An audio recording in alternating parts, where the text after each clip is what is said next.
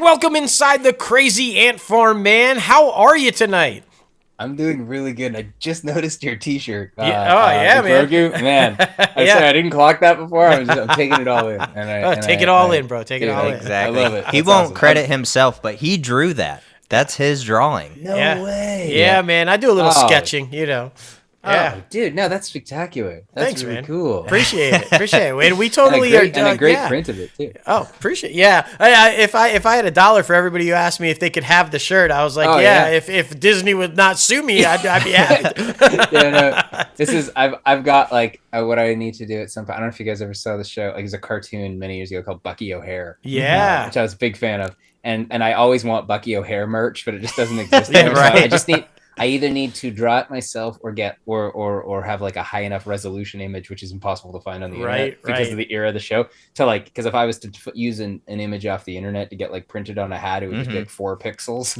Just, Right. Some green ones on there. Hell yeah. That's hilarious, brother. It's a rad shirt though. Oh, Yeah, thanks, man. Appreciate it. for sure. Like I said, credit to where credit's due. But we're super excited to have you on the show tonight, man. You've been in a little bit of everything, and I mean, you're spanning across a long period of time, which we're super excited to talk about a few of different projects that you've popped up on. But you have your feet in a little bit of everything with music, film, television, all the good stuff. So what we like to do at the very beginning of the interview is introduce you to our listeners, some who may not be familiar with your work. Tell them how you got started in the entertainment industry. Was it something you always wanted to do, or did you just kind of fall into it? And which was first? Was it music or was it film and television? Yeah. So I guess the kind of story of my life. I guess music would have been first. I from very early on, I started playing in a band when I was 13 years old. Mhm. You know, we like I remember by the time I was about 14, we were sitting around the living room, and my still best friend to this day said like, "Oh, I want to be a musician, like for a living." And I remember I'd never considered that prior to that moment as like, oh, that's a choice you can make. Yeah. And so like I was very much, I was like, oh, I want to do that too. That sounds amazing. That sounds like exactly what I want. And so I played in that band for years, and like I always said that like I was in music a lot earlier, but I enjoyed some commercial success as an actor before as a musician. Because then basically when I was going to university at UBC, and I was taking a bunch of quantum mechanics and math classes stacked into an arts degree. This is just stuff that I was interested in and had like an aptitude for, like coming out of high school, and did it for a couple of years at university. And I was sitting there in a quantum mechanics class in second year, the day before the course drop date. And I was like, I think I need to drop all of this stuff because I'm not actually getting, I think I'm not getting like a physics degree in the end. I'm going to have a minor, which won't really have any like real firepower to it. But it was getting harder to the point where I was like, oh, I'm going to need to spend all my time on my minor and not on my major, which was something in arts. And so I was like, and there's a lot of people here who are just geniuses, whereas I felt like I had an aptitude for it, but like was not the strongest student in the class by any means. So I remember I walked out of and went down to arts advising, and I was like, cool, I'm going to drop these. And I added a few, not random arts classes, but like ones that were just sort of, I chose based on really surface level interest, and one of them was an acting class. I was like, oh, this could be something fun, and I just loved it. And I went on to, over the course of my couple other years at UBC before I graduated, I took every theater and acting and drama class you could take without actually going into their BFA program. So I ended up with a degree in political science, but I took a lot of theater and I did a number of plays. And then on my last day of classes, I walked out of my last class, and as fortune had it, I booked my first job. I had one line on the Vampire Diaries. Yeah. So I got on a bus, I left class, and I bussed down, and I said my one line. I was peeing guy number one. It was very illustrious. And it was this weird life like handoff moment where I went from like, cool, I finished university and now I'm doing this. And probably for the next like 5 years after that, I auditioned like crazy and like, just chased after that and started to build a resume there. And somewhere in the middle of that, I was playing bar shows and playing with bands at the same time. And eventually had one song that really clicked and took off on the radio back in 2013. And that was sort of the start of me having like a commercial music career.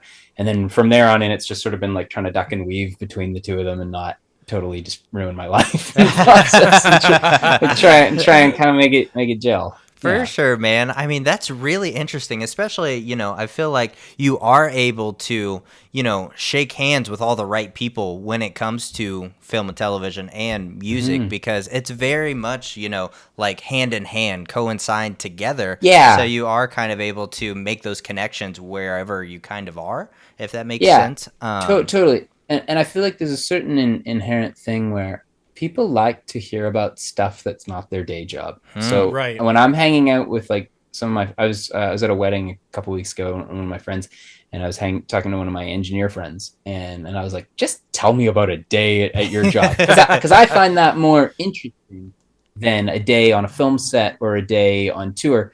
Not insofar as to like that's what I want to be doing, but like it's not something that I do, so I like to hear about it. But I think the same logic kind of applies where in a room full of actors, if I'm talking about my music life, they're more interested in that because it's different. It's just like, oh, you get to hear about something that you're not doing every day, and vice versa there. So I think that honestly helps in a weird sense where you become the something different in the room. Well, and it certainly helps. Sorry, go ahead. No, I was going to say that's fantastic too for your art, because when you take in what other people do, right? You listen to their life and you find what's interesting to them and all this kind of stuff.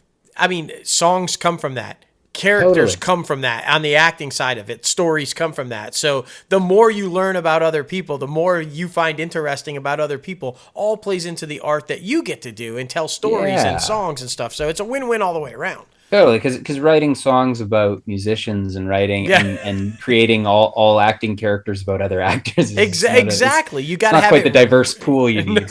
Real life, man. You need real life. So you need some real life. That's right. I love that though, and I mean, speaking of real life, what we've really started to bring to the podcast and try to have an open dialogue about is mental health. With you balancing these two major entertainment staples, I should say, how do you, keep your mental health sane, and how do you stay happy in both industries kind of full of selection, we like to say, and not rejection?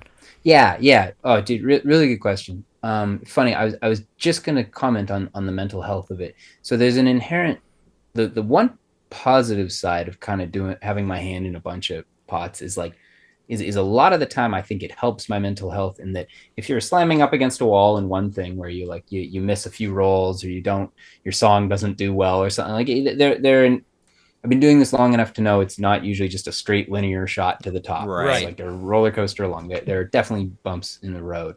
And I find it's helpful when you have another outlet or multiple other outlets where you can go like, cool, this doesn't feel good today.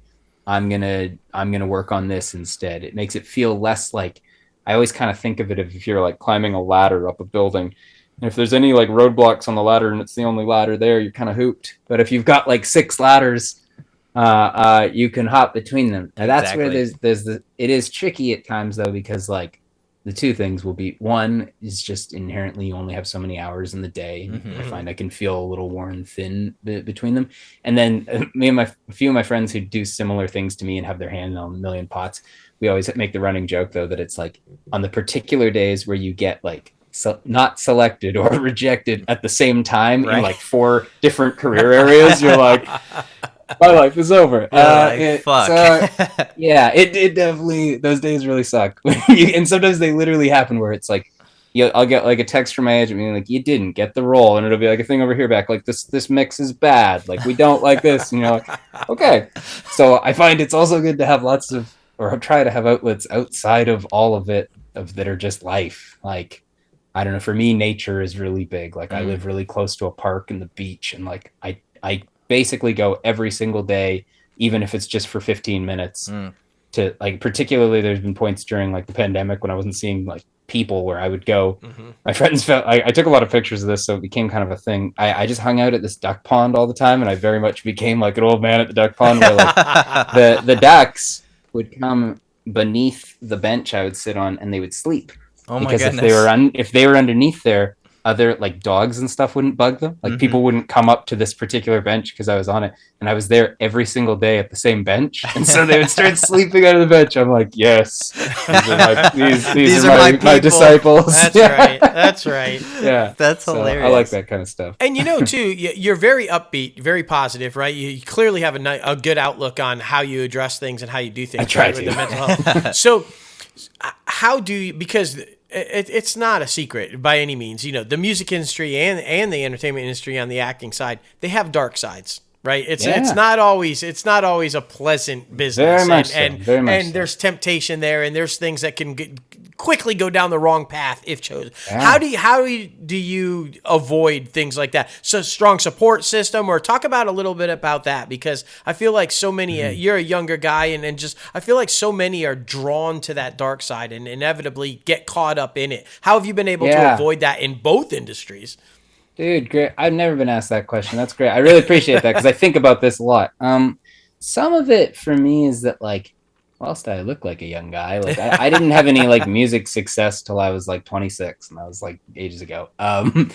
It just like, I think having some life experience before anything took off much for me was kind of helpful. It gives you a bit of a grounding element. And like I've always said, like, particularly on the music side, I played a lot of bar gigs to, like, one instance to actual no one. The bar staff left. They went on a smoke break. There was no one there. Oh, wow. I've done it. It was yeah. actually kind of a fun show. We're like, I guess we're getting paid to have a band practice. But I say that because it gives you an appreciation for, like, I'm really driven in this. Like I'm in this more than anything because I love days on set filming. I love my time on stage. I love being in the studio. I don't love a lot of the in-between administration bullshit. I don't think any artist particularly does. Yeah, right. But I love those things so acutely that, like, I will tolerate a lot of the rest of it. Yeah. And I guess for me, the main way I've avoided some of the, like, darker pitfalls, I think, is that I'm like, I've just seen those things ruin people's careers and ruin their lives and ruin their friendships. And I'm like, I don't know, you watch enough people fall into that stuff. It's been enough of a deterrent to be like, I don't know, like it also is like, I don't know. I value, like, my health in a sense where it's like I had heart surgery when I was a kid. Oh, wow. And I will probably need another heart surgery before I check out of this place. I'm aware that, like, your health is not a given, right? It's something that you have to take care of, both mental and physical. So, like, I try and stay on top of those things so that I can get to do more of the stuff that I love. Because I like being alive. I like there are many days where I'm pissed off about things, but in general, I really like being here. And you only get so many years on this earth to do that. So I'm like, right. Cool. I would like to try and stay in the game as much as I can. As long as possible. Well, we appreciate you saying that, man, because we actually started this podcast to, give the information to the up-and-comers trying to break into the entertainment industry, whether that be, in front of the camera, behind the camera, musicianship, or anything like that. So we really appreciate you, like, telling your story a little bit and your thought process, because I feel like, podcasts are a great resource for them to, think about different things that they normally wouldn't think about before. So I think about, having our listeners hear other people's stories like yourself. It actually broadens their horizons and lets them, experience different things through someone else. So I think that's very important. So we appreciate you, brother. Well, and dude, hats off to you guys. Like, I'm not kidding. I don't ever get to talk about this. This stuff doesn't come up in most interviews or podcasts or anything. Yeah. I appreciate it because I spend a lot of time thinking about it. Like, most of your life as an actor or musician is not on stage or on set. It's the in-between. Exactly. And, like, most, like, part of the game is staying in it, like exactly. Part of the biggest trick is, like, it is often, as with all things in life, like, there are just roadblocks you hit and bumps and, like, those things, you spend most of your time combating with that to be able to go and do the other stuff. That's exactly right. Exactly. We like to say, one of our past guests that came on the show, he talks about it like you're a professional auditioner, and then when you get on set, that's when you totally actually, like, enjoy it and actually absorb the moment. Oh yeah, and, take advantage. 100%. Yeah, you definitely, like, you spend so much of your career is auditioning for stuff. Like, it's funny, like, all the parts I've booked in the last couple of years because of COVID have been self-tapes. I've been just standing about 2 feet over there. Exactly. That's my, like, workspace. It's very much like a play day when I get to be on set. You get to go and do the thing, and the support is different there. Like, you're so well supported in those situations when it's like you need to be the camera guy and be the editor and costume yourself and do the best you can. That's one thing. But when all of a sudden you have all these people working together, it's a really collaborative art. And I mean, for me, I'm very childlike about this, in that one of the things I really enjoy is like an elaborate set, neat costumes, like everyone in character. I live for those moments because between action and cut, man, it is easy to suspend your disbelief sometimes. Oh, Sometimes yeah. you're working on something where you're just like you're not doing a lot of imagining, you know. It's Right. it's all there. It's all happening. Like, we were shooting this thing a couple of years ago. It was for Project Blue Book, and it was they created sort of a chunk of like Roswell, New Mexico, and it was all in like the 1950s, and it was very decked out in a bunch of like war. I think they had a bunch of World War II vehicles that we were using. Like, it was very like, it felt legitimate, and they were shooting it on a long enough lens that the camera was actually parked like very far away. Oh shit. So between action and cut, Yeah. you really felt like you're just like on the ride. Like, Yeah. you're like in the movie, where you're just like, you don't even see the camera at points in time, where you're just like, this is cool. This is I'm very fortunate to be here on those days. Oh, dude, absolutely love that. And I love that you were saying what you were saying about being on set or being on stage, because we have this conversation all the time. I tell everybody I know, other than the birth of my daughter, I have yet to find anything that is as exciting or more satisfying than being on set. It's like a whole different experience, man. It's so fun. And the collaborative effort, like you said, it really is a collaborative art. There's a reason why everybody calls it a little family from project to project, because you really do bond, you know, because you're working on this together and team, and to make it's just, I love to hear people that enjoy that process as much as we do, man. I never burn out on like it does not matter how long a shoot day is. I am the last person to complain to be there, because I'm like I was shooting Guilty Party last year in this Paramount Plus series we shot in Calgary, and they asked me to stick around at the end. Like, I was done filming, and they're like, do you mind being like background in this? Like, I was a character in The Office with these people. And then, like, if you imagine the show The Office for a second, like, if you have Jim and Pam up there, you need like Stanley in the background, even if he's got no lines. Like, there's that kind of thing where they're like, cool, I know we have some background performers, but it would be nice if we had one of the like actual cast members just like messing around on a computer and stuff. And they're like, do you want to stick around for like, it'll be another couple hours? And I was like, oh yeah, this is awesome. I was like, I love being an out of focus guy in the deep background, because I'm like, cool, I get to be here. I've been doing this for 13 years. I'm not tired of it at all, where I'm just like, I was back there. I was like on my computer. I was on my like fake flip phone. I'm like, this is neat. And like, I find it crazy when people are like burnt out on it. I'm like, there's about 1 billion people in line behind you to just like to want to be right there right now. Like, I want to take in every minute of it. I love that, though. I love that, because it is more about, you know, the passion, because we try to convey that as well. It's more about the experience and enjoying the craft rather than the fame and fortune, because I feel like a lot of people get into the entertainment industry looking to have their name up in lights and all of these things. And it's like, you have to love it. You have to love the long days. You have to love the people you meet and the experiences you learn. Yeah, dude, I couldn't agree more.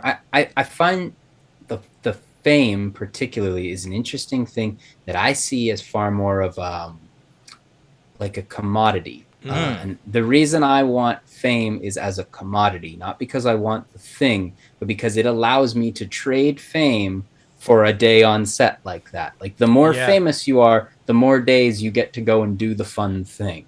If you're The Rock, he's like a very famous guy. If he wanted to shoot 365 days a year on movies, I'm certain he could. Oh, you know what I mean? Like, there would be a movie for him for every single day that he would want to be there. To me, I see it more as that, in the same way that like I see money in the same way as like it's a commodity to exchange for like freedom and safety in life. For me, that's the thing with it. Whereas, like, if fame and fortune are your actual individual pursuits, I don't think that's like an inherently evil thing, but it's a different way of looking at those as like the ends rather than the means. I like that perspective. So, right. Like the idea that fame, not for attention, but fame as a commodity, as an opportunity to gain more. That's such the right approach that all the young up-and-comers need to understand, right? And I feel like if you do that, if you're doing it for those reasons, if you're doing it for more opportunity and for you know, the fame comes, the recognition comes anyway, you know, because like you said, it's inevitable. The more jobs you get, the more you're on set, the more you do. Obviously, the bigger the name gets. So it was so well said, man. So well said. Thanks, man. I spent a while thinking about that one, where it's just like, because I do feel like it as its own end It does. I don't think it is what you want. Like, I think it's deceptive to people who think they want fame for fame's end. To me, fame is like is the like ordering the dinner. It's not the dinner. It's Right. Exactly. It's like it's the transitionary thing. But that's my 2 cents. That's right. I love that though. I love that. And I mean, we were talking a little bit about The Rock, and I think we mentioned something like superheroes or something earlier. Well, you were in something that kind of started this whole superhero phenomenon. We're talking about Smallville. Yes. And holy shit. Yeah. We were like looking back at the photos and stuff. We were like, man, have times changed? Yeah. I actually am old enough to remember Smallville, and I watched it religiously, dude. Like, I loved it. But yeah, the whole entire, like Logan said, the Arrowverse and everything that we know now was built on that. No Smallville, none of this exists. So. Oh, I tell you, it was quite a unique thing. Like back in the day when that show rolled out and that it ran for as long as it did. Right. It was like, it's so odd to think now, and where we have so much in terms of like sci-fi fantasy that's like really well built out in big universes and like comic book universes, whereas like you roll it back 15 years or something like that, it's pretty few and far between. Like I was thinking about, like, if you wanted to watch Game of Thrones in the 90s, you were watching like Xena Warrior Princess or something. Like that was what you're doing, right? Like, yes. Or like Berlanti, right? Because Berlanti's the mastermind behind all the television superhero shows now, right? He's got like an empire and everything. But even he was a little too early at one point, right? He had a show on the air called No Ordinary Family with Chickless and like it was great. It was like a Fantastic Four type show. Right. Canceled after a season and a half. Yeah. But it's like Berlanti, who's like now ruling it all. But it was just a climate change, you know. It was like, but I do agree with you. It's the seeds of like the Smallvilles and stuff like that probably like set off those things early on, where you're like, cool, you need those. That's the stuff that all of a sudden is like, oh, there's this big community out there that wants this. You just got to talk to them. Yeah. And like I'm a like total geek in terms of like everything that I like to consume. Well, not everything, but a lot of what I like to consume as like a reader and as a viewer is like sci-fi and high fantasy stuff. So for me, it's like golden era where there's like a ton of that. For sure. Well, I know you're a Lord of the Rings fan because I saw that picture on your Instagram the other day with the freaking moon right over the skyscraper. Oh, dude. That was It was right there. I was like, it's so high as Sauron. It's nuts. I love it. Well, we would be remiss without mentioning and talking about your Netflix project that you have right now, which sounds very interesting. So why don't you go ahead and tell the listeners all about it, The Imperfects. So it's called The Imperfects, indeed. And it's in that wheelhouse of sci-fi and pulling very much from that sort of like the lineage of like the comic book kind of like it takes the trope of like, we have kids in their like, actually I guess they're not really even kids in this, they're like early 20s, like 20 somethings, who due to genetic manipulation of kind of the machinations of this one particular scientist, they end up with powers. And then it does this neat jump off from there, though, of rather than them taking a noble approach to it and being like, we're gonna solve crimes, they're like, we're gonna hunt this scientist down and get him to fix us because this is unacceptable. and like it's like I kind of love it. It just had a very different tone than you might expect for it, where they're like pretty jaded and like pretty upset about it. Yeah. And it's kind of fresh to see that. And for me, getting to be on the show, though, what I loved is I actually kind of got to be the more almost traditional trope. So I play a character named Owen Schultz, who is in the same boat as your like core cast. There's a couple of like peripheral characters like myself who like you meet throughout the season of like, oh, they also were experimented on and now have powers. But my take on it is very much like, I'm a superhero now. Like, this is dope. My character's a big comic book fan and is all of a sudden like, it's like I'd spent my life watching Smallville and now I'm like, I'm Clark Kent. Yeah. Like literally my power is that I'm invulnerable. So like there's a whole bit in the episode where I first show up where I'm showing like press clippings of really small towny things being like, saves dog from tree, like pushes car out of the way of this thing. Like, but it's fun because you get to see that rub against the core cast, where they're like, no, we want to go back to how I am or how I was before. And me being like, you could do something with this. And it actually, it allows a couple of them like to react differently. One in particular, the character Juan is all of a sudden like, you see the glimmer in his eye being like, oh man, like maybe he's right, kind of thing. So I like that, to get to come in and both be a catalyst for that, but also like to be a character that's quite altruistic and, if anything, even a little naive, is fun to come in and do inside a bunch of like a more jaded group of people to come in and be like, it was a lot of fun. That's awesome, man. Yeah, that sounds amazing. Like, with seriously. That, just different, like, you know, it's kind of in the same realm, like you were just saying, with like all the superhero and sci-fi stuff, but it also has the fresh new take, which we love because we actually we have an industry news segment on the podcast where we talk about all the weekly news that breaks on Variety, Hollywood Reporter, all the good stuff. Like we said, we're a one-stop shop for the up-and-comers. But we talk about remakes and the same stories all the time, so it's so refreshing to hear something like that where it's in the same genre, but there's also a new spin on it. We're all about the new spins. And I was really stoked when I saw it, like seeing it originally from script to like where it actually lands. It just has its own, it does have a really unique tone to it. Like it's not the same as, but it reminded me of how I felt about like Buffy the Vampire Slayer back in the day, where it was like just, it was specific, and I like, it's not derived from like an existing IP. It's like its own original thing, which I'm stoked on, because like I know in this era it's more often for all network streamers, studios to want to make stuff that has an IP, because I get it. There's like a built-in fan base. You're working with something, but like I'm a big fan of like new stuff being able to rise up, and so this is like a Canadian production company at its core that did this Netflix show that all of a sudden is doing quite well. I love that. I'm really jazzed about that. Right, and I love the aspect. So it's sci-fi, right? It's fantasy. It's kind of, but it also mirrors real life situations, like the storyline you were just saying, right? Like I feel like in life, shit happens, and it's how you look at it. Like, so a few of those people, they're like, fuck that, this isn't right. I don't want to be this. I want to go back. But if you have a positive outlook, like, hey guys, it sucks somebody did this to us, but there's a good side to this. Look what we can do. Totally. And that's real life. Shit out of your control happens, and it's how you deal with it. Do you perceive it as good or bad? That's up to you. And I love that a show is actually addressing that and kind of going, hey, this is how the world is, and this is how we do it. And I love that, man. Totally. And I think they do a good job of not overly preaching it, where like I think their angle, like the rest of the core cast, it's very legit. Like they want their lives back. They got screwed over.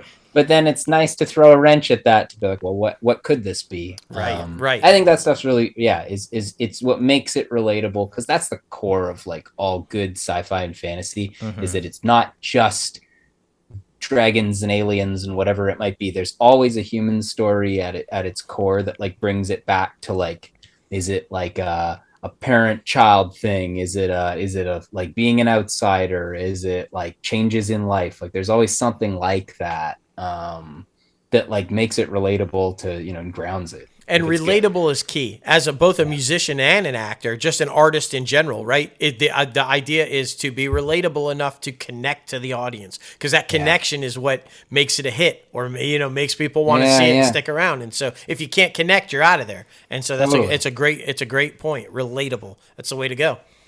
Yeah, 100%. For sure, brother. Well, listen, dog, this has been amazing. Thank you so much for coming on the show and getting a little crazy with us. An open invite. Anytime you want to come back on the show, if you want to do like a top 5 segment, every week it's something different. Like we did top 5 gangster movies, top 5 Leonardo DiCaprio movies, like just a whole bunch of different stuff pertaining to the entertainment industry. So yeah, man, anytime you're more than welcome. We followed you on social media, so like, we can reach out whenever, or you can reach out whenever. I'll definitely, dude, this has been an absolute pleasure. You guys run something here that's really fresh, honestly. Oh man, we appreciate that. Thanks for doing that. Of course, not everybody does. We appreciate it. Well, we hope to have it be an IP one day. I'll be there for the development. Yes. Well, listen, man, it's all about social media, so let them know where they can follow you. Yeah, I certainly shall. Okay, well, I was gonna say I'll also be, I'll follow you guys and be sharing any stuff around. Appreciate it. Yeah, you can find me on basically whatever social media platform you find yourself on, at Wes Mack Music. That's WESMACK Music, and that is me. Awesome. Fantabulous, man. Well, listen, brother, like I said, anytime you want to, just reach out and we got you. But take care, and we hope you have a great rest of your night, and we'll be reaching out to you soon, brother. Sounds awesome. Have a great night, guys. You too, man. You too, man. Take care. Cheers. Bye.